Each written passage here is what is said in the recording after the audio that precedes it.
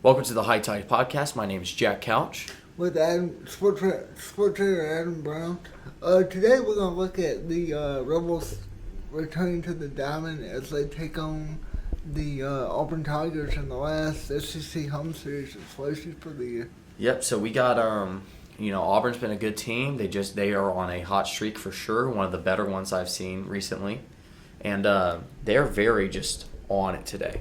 I mean, they just had the win against LSU, and they've had that win. Was it Kentucky or was it who was before LSU? It was Kentucky. It was Kentucky, and I think before that they had lost to Alabama. Yeah. I mean, still, those are great teams. This is a great team we're about to go against. And, we had a tough last weekend against Missouri. I mean, we played good. You look at players like Calvin Harris, you go, oh, yeah, we're playing good. We're just not at the level that we should be at. And that's just baseball, and we're figuring it out. And it's just, right now, we got to just kind of win out for the rest of the season and hope that we can make the SEC and make something happen. Right now, we're looking like we're at 80-ish in the season. So, I mean, we really got to push for the SEC to make it happen. We're mid-60s right now, so, I mean, it's going to be a push. But we are one game back from Missouri. We're tied with State. State's got a hard weekend coming ahead. Yeah, exactly. That's why I'm feeling good. We can take two from Auburn, especially at home with the last home series, and we have graduation. I mean, it's going to be a packed stadium, which I'm excited about. So we're just got to make it happen and make sure that we're able to put our foot down and give us an opportunity that we can take. Because right now we're just not giving ourselves opportunity. We're taking it away. You look at how bad we're playing against Mizzou, where we're just letting up runs, and it felt like we were playing sluggish. And it happens when we're away and, all this is happening. But this is our time to step up. We got to step up and we got to win this weekend and make a shot for, let us give a chance for a run. So you brought up a good point in Calvin Harris, who had a day Sunday afternoon in Columbia. Oh, God, yeah. Great game. A career day as an Ole Miss Rebel and as an SEC player as 4 home runs in one game. Oh, yeah. I mean, 4 home runs in one game, and he had 7 RBIs? 10 RBIs, yeah. Shows you Thursday on the week throws me off. But, it's nuts. And he's such a good player, and we're going on tonight to play, Auburn, which is good that we're going to have a Thursday, Friday, Saturday series. All of our days of graduation here at Ole Miss. And then, of course, we have Sunday's Mother's Day, so we're not going to play that day. But we get that extra day of rest going in, which has been very beneficial, I feel. And that's how we're just going to have to step up, put our foot down tomorrow. Today and tomorrow and Saturday and just make it happen. And, talking about baseball, I know there's not a lot of Ole Miss stuff, but we should talk a little bit about Alabama and the problems they're having. Before the game last Thursday night, Alabama announced they were firing their coach for gambling issues. That to me is just kind of one of those situations to where, Alabama's been in a situation of trying to get the shipwright back from basketball back. Oh, yeah. In the early months. So, I mean, it's just... It's one of those things where it's... they're having a bunch of problems across the board. And, I mean, you've got to be glad that if you're an Alabama fan, you got to be glad that you have Nick Saban at this point. Because now you're like, oh, yeah, we got trouble with baseball, trouble with basketball, trouble with, some of their softball. I mean, it's just across the board. They're just having a ton of trouble. And this baseball is not, something to shake a stick at. This is gambling. He's chosen to take players out of a team to sell a game so that he can make a big profit off of it. And I don't know the exact numbers or any of that. Nobody really knows, but it had to be big money. It had to be. And no offense to college baseball, but you don't bet on college baseball. Nobody does. And to say like one of his friends or something about that, I don't really know the exact specific situation, but you got to think that this is 10, 20, maybe even upwards of 100. Right. I mean, that's thousands of dollars. That's crazy. Nobody does that in college baseball. You never know. And college baseball is even more versatile than, MLB. It's just one of those things that you've got to be like, okay, why would you make this decision? And now that he's made it, you got to be like, okay, where do we step from here? Because we had a good season going. We just got to make our steps going. And I am very happy not to be dealing with that situation right now. I mean, I am too, but would you think the NCAA is going to look back at the season as a whole for Alabama and see if he did this more than one time? Oh, it definitely is. I don't think they'll ever do anything in the NCAA again. I think this is it. I think he's going to be blacklisted and nobody's going to touch him. At least for 5 years, he's going to get the ban hammer, going to be gone. I mean, that's trouble, and he won't be able to work in sports for sure. I mean, NCAA is such a big conglomerate of this is the one rule you have. You are not allowed to gamble on anything on NCAA. And I have friends that are football players, baseball players, and golfers, and everything. And the only thing it's funny enough that the only thing you could bet on is Kentucky Derby and horses, and because that's the only non-sanctioned. You look at a football player cannot bet on basketball, baseball, swimming, volleyball. I mean, every NCAA and sport. That's even in the NFL. Yeah, I mean, if the NCAA has a championship, they cannot bet on it. Exactly. So, yeah. And that's just, that makes sense, and that's just one of those things that you just be like, yeah, you're a moron for this, and now you got to step over and figure it out. So now let's shift gears a little bit, and we'll go over to softball. We had the softball team did well yesterday against LSU. Beat them 5-3 in 10 innings. I mean, it started at 10 o'clock in the morning. It finished about 1:30 yesterday afternoon. Yeah. And I mean, the Rebels had a we had a day yesterday, and we were able to seal it out with a home run in the top of the 10th. We were able to hit a 2-run home run, making it 5-3, which was the ultimate score of the game. I mean, we played small ball. We only made one error on the entire day yesterday, and I'm really excited to step in and see what we're gonna do against Auburn. I want to say Georgia. I know that wasn't right. Well, Georgia will be Friday. Yep, exactly. So I assume Georgia's going to win, but that's going to be one of those games that's going to be very interesting. But looking forward to our game. Mm-hmm. Well, I mean, we're going against number 3 Auburn, and this is going to be one of our toughest challenges yet. Mm-hmm. No matter how good of a team, you're going up against a very, very well-rounded Georgia team who's been just killing it all season.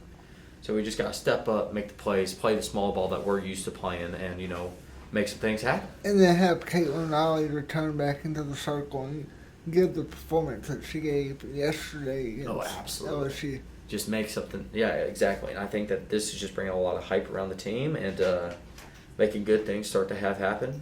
And we're going to see how it's going to move forward going on. And I'm very excited about it. These wins also help you increase your RPI for the NCAA tournament. And I think with our win yesterday that we're going to kind of seal our spot in. But, even with a win tonight, or this morning, I should say, but today, we're just going to be like, yeah, this is going to solidify, or if we win today, I think it solidifies us in, and I wouldn't worry about it. And if we win tonight, or today, I keep saying today, and then we go on to win against Georgia or whoever tomorrow, I think that solidifies us to have a home regional, which would be amazing going forward, and just having that upper echelon of, yeah, we get home field advantage. We get to go and play and just make it happen. And that would be so great for our team and be able to move on to hopefully super regional with that home field advantage being so important to us. I mean, the past 3 years that Coach Traxel has been at Oxford, she's taken the Rebels the past 2 years to the NCAA regional finals. Oh yeah. So I mean, we're on the cusp of something moving on. Right. Yeah, and I'm very excited, and we're just going to push forward with that and wish them luck tonight. But besides that, we're just working on that. So let's talk a little bit. I know we didn't have a show last week, but let's talk a little bit about the NFL. Yeah, Jonathan Mingo went in the second round last week, and it was just one of those things of, like, we had a very good showing for Rebels going to the NFL. Yeah, exactly. And we had a very good, across the board, I mean, we had most people get drafted. We had 6 draft picks. And we had 4 people get picked up the day after on waivers. Mm-hmm. And I'm really excited about, Nick Brookers going to the Bills and being able to put him in anywhere to protect Josh Allen. And they need that. And that's a defensive team. And he's able to play any position that he needs to, which is going to be amazing for us to watch him play on such a good team. And then Mingo, like you're saying, gets to go and play with number 1 draft pick, Bryce Young, and having that connection of both of them being rookies and on the same team, and even Matt Corral being the backup, they're just going to have a connection on that team no matter what. So I'm very excited about what's going on with that. And, I mean, we're having a, this weekend is just stuff going on. But besides that, I feel like we have graduation coming up. We have graduation coming up, and it's one of those things like the city's going to be packed this weekend like it was 2 weekends ago. So, I mean, exactly. It's the end of the school year's here, but it's just riling up for some sports. Right. And I'm very excited about it. And, it's just not a ton to cover this week. And we had a short show. And next week we could talk about how we're looking in softball moving forward into the tournament. And then look at how look and see if baseball's going to make it to Hoover or not. Or do we just prepare for the next season? Yeah, exactly. And then also you have football on the horizon. It won't be long before fall camp. No, completely agree. We'll just be able to look and see what's going on and see how the quarterback battle's going, because I think that's where all eyes are on the SEC right now. Before we get out of here, let me ask you this: what are you looking for the Falcons' schedule later tonight? I'm really excited. I really hope that we play the Raiders at home. That's what I really want to have happen. And I'm a big Falcons fan, but I have two of my buddies that play for the Raiders, and that's really what I'm hoping for, is that we get that home game. I'm gonna be in Atlanta and just be able to see, us play the Raiders, see my buddies play, see my home team. Just something I really look forward to. Besides that, I'd really hope to see. I know we'll have Carolina, but I hope it's earlier in the year so I get to see them. And then I get to make that decision if I want to go see them again and get to see our boys Mingo and the number 1 draft pick and see it all. Yep. But I'm excited, and it's time for NFL to get going. I'm excited for football now. It's time to get gearing up for it. So. The XFL Offensive Player of the Year, Jordan Ta'amu, was named, and Jordan played here, and. It's great for the Rebels to get that, spotlight through the XFL, and, it just shows you how many Rebels are going to be able to play at a next level, even if it's not the majors, these, I hate to say minor, but minor, they're able to, continue to be excelling as, athletes and people, and being able to make, their dreams come true by playing at the next level. And it's just great for the Rebels. It's one of those situations where you see the XFL being a hub for players to get film to get into the NFL. Oh, exactly. And I know 2 people on the USFL teams personally, and one of them's named Terry Mark. He's the defensive end for the Michigan Panthers, I think, something like that. He played at Eastern Michigan, but he's been able to go through the USFL. He's been able to travel to different places around the world to teach football through that program. And on top of that, he's able to, continue his dream, keep it alive. And, you look at players that are coming out of the USFL and XFL going to the NFL, and you're like, oh, yeah, we might miss you on size, or didn't get to appear at the combine, or didn't do good on practice, but now you figured it out how to play at a higher level and a higher intensity, and we're going to push you in. So I'm very excited about what this is doing for football and the sport, and how great it is that people are getting these opportunities to move to the next level, even if it's not the NFL quite yet. That there's a stepping stone to keep going.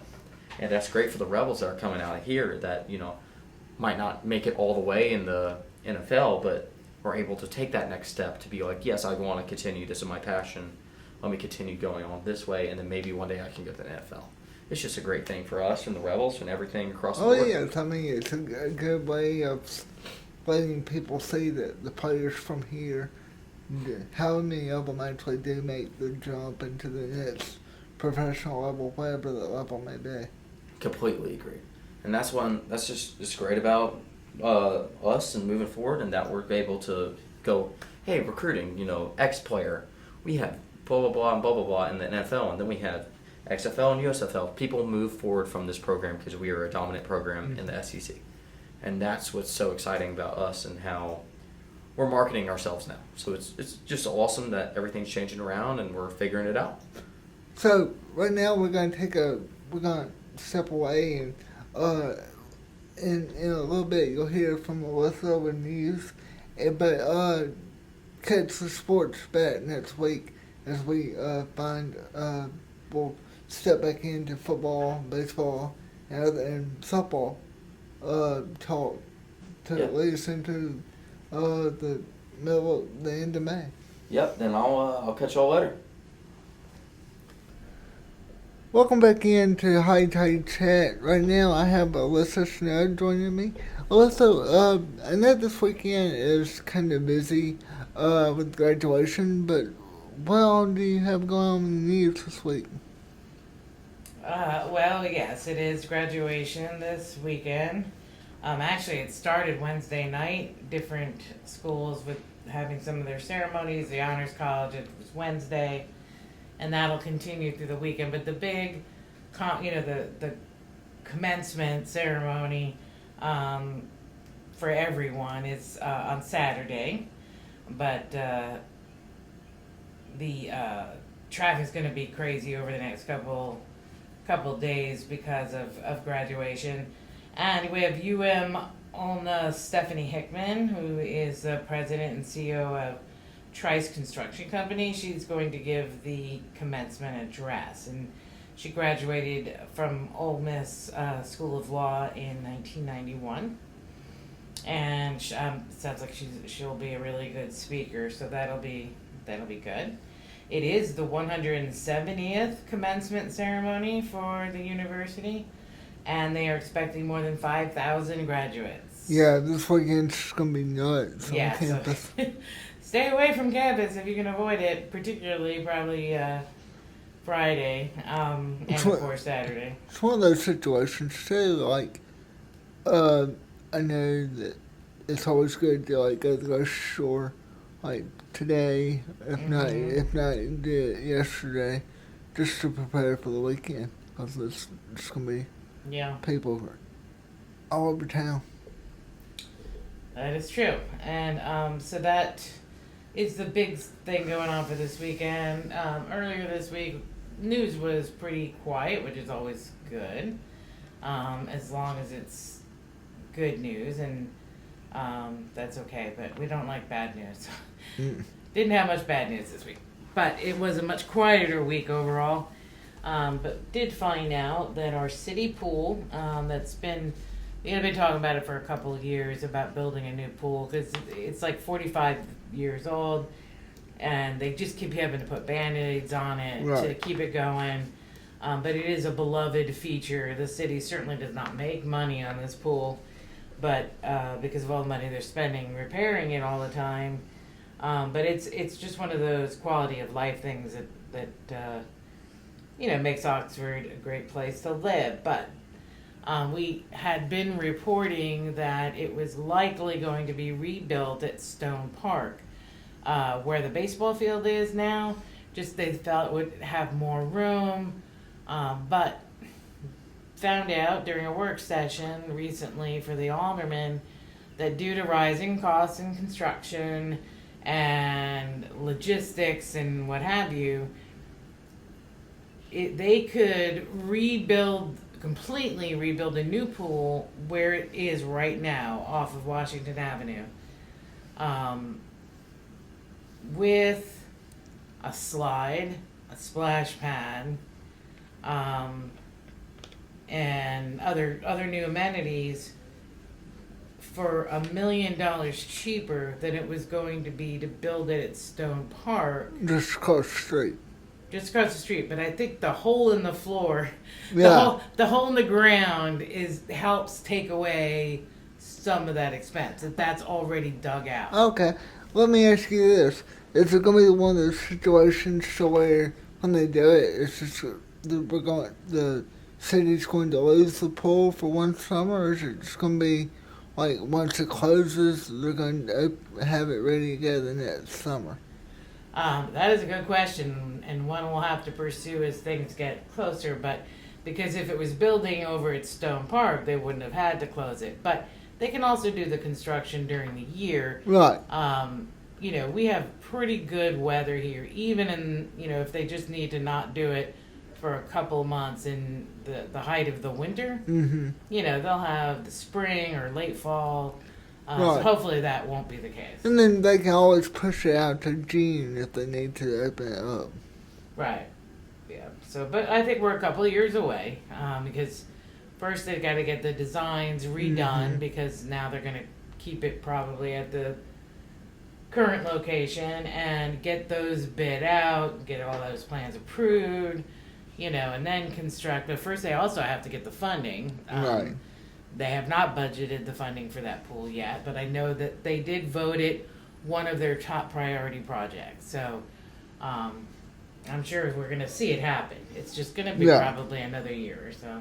And that is just my guess. The city has not given me a possible construction start time yet. Had some other good news this past week. The Pulitzer Award for journalists is kind of like the Oscars for actors. And it is a huge honor for when a journalist receives one. And we had 2 Mississippians that I know of thus far. There may be more, but I didn't recognize their names off the bat. But that received, we have one, Anna Wolf of the Mississippi Today online news site, who actually won the Pulitzer for her work in the covering what they've dubbed the back channel, which is the $77 million welfare scandal that we've all read about in the news, involving Brett Favre, I can never pronounce his name. Brett Favre, and all them people, and so she won. It was great work. She's a young. Everybody's young to me now, but really did a great job with all that. And then we also had Ole Miss alumni Tony Plohetsky. Sorry if I mispronounced that. He was part of a team with the Austin American-Statesman newspaper in Austin, Texas. And they were finalists for a Pulitzer Prize gold medal for their coverage in the Uvalde mass shooting. When he went to school here, he worked with the Daily Mississippian, Newswatch 12. He wrote for the Clarion Ledger. And then after graduating Ole Miss, he moved out to Texas. So, good news for our journalists here. Yeah, I mean, that's wonderful news because that's one of the biggest awards that we can get. Yeah. And then we have weather.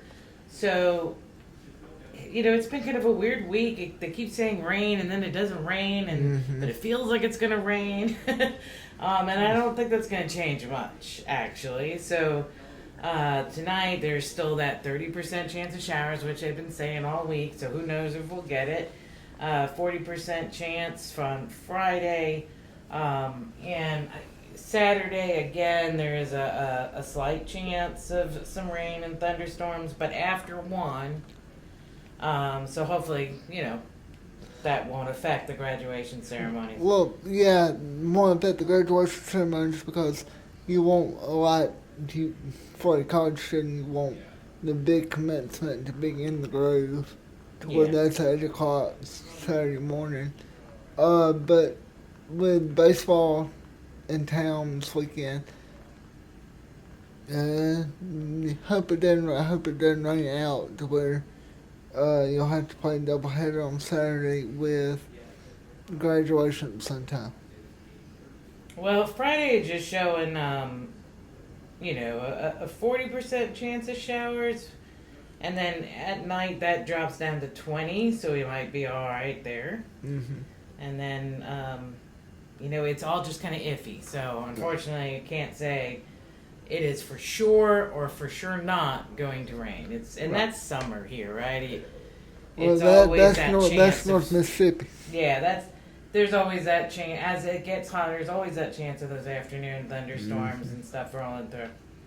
And that is about it for this week. All right. We appreciate you joining us this week. If you want to catch up on the latest news, be sure to check out HottyToddy.com in the meantime, and we'll be back with you next week. Bye.